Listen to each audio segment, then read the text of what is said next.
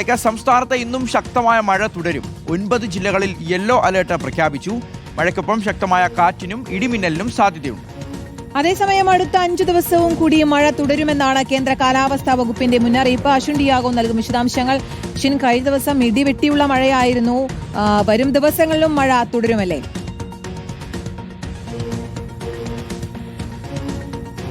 കീർത്തന, അത് തന്നെയാണ് നിലവിൽ ഇപ്പോൾ കാലാവസ്ഥാ വകുപ്പിൽ നിന്ന് നമുക്ക് മനസ്സിലാക്കാൻ കഴിയുന്നത്. കഴിഞ്ഞ കുറച്ച് ദിവസങ്ങളായി മഴ ശക്തമായി തന്നെ പെയ്യുന്നുണ്ട്.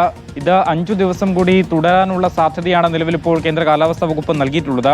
ഇന്ന് 9 ജില്ലകൾക്കാണ് മഴ മുന്നറിയിപ്പ് യെല്ലോ അലേർട്ട് നൽകിയിട്ടുള്ളത്. തിരുവനന്തപുരം, കൊല്ലം, പത്തനംതിട്ട, ആലപ്പുഴ, കോട്ടയം, ഇടുക്കി, എറണാകുളം, തൃശൂർ, കോഴിക്കോട് ജില്ലകളിലാണ് നിലവിൽ ഇപ്പോൾ മഴ മുന്നറിയിപ്പ് നൽകിയിട്ടുള്ളത്. വെറും മഴയല്ല, നല്ല ശക്തമായ കാറ്റും ഇടിമിന്നലോട് കൂടിയ മഴയ്ക്കാണ് സാധ്യത കൽപ്പിക്കുന്നത്. അതുകൊണ്ട് തന്നെ ഇടിമിന്നലും കാറ്റിനും ഉള്ള ജാഗ്രതാ നിർദ്ദേശങ്ങൾ കൂടി പുറപ്പെടുവിച്ചിട്ടുണ്ട് എന്നുള്ളതാണ്. മറ്റൊരു പ്രധാനപ്പെട്ട കാര്യം, വരും ദിവസങ്ങളിൽ മഴ കൂടും എന്നുള്ളത് മാത്രമല്ല, വേനലിന് ഒരു ആശ്വാസമാകും എന്നുള്ളതാണ്. താപനിലയടക്കം പല ജില്ലകളിലും കുറഞ്ഞിട്ടുണ്ട്. മാത്രമല്ല, ഡാമുകളുടെ വൃഷ്ടിപ്രദേശങ്ങളിൽ മഴ ശക്തിയായി ലഭിക്കുന്നതും ഏറെ ആശ്വാസകരമാണ് എന്നുള്ളതാണ്.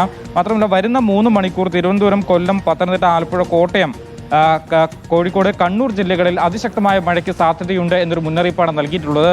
തലസ്ഥാനത്തും ഇന്നലെ രാത്രി തുടങ്ങിയ മഴ പുലർച്ചയോടുകൂടിയാണ് അവസാനിച്ചത്. ഉച്ചയ്ക്ക് ശേഷവും മഴയ്ക്കുള്ള സാധ്യതയുണ്ട് എന്നുള്ളതാണ്.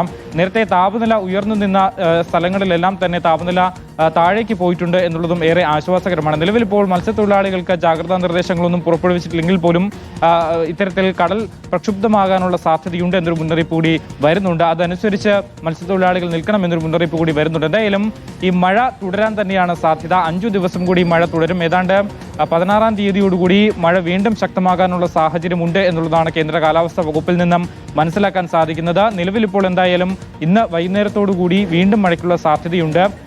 9 ജില്ലകളിലാണ് മഴ മുന്നറിയിപ്പുള്ളത്. ഷിഹാസ്.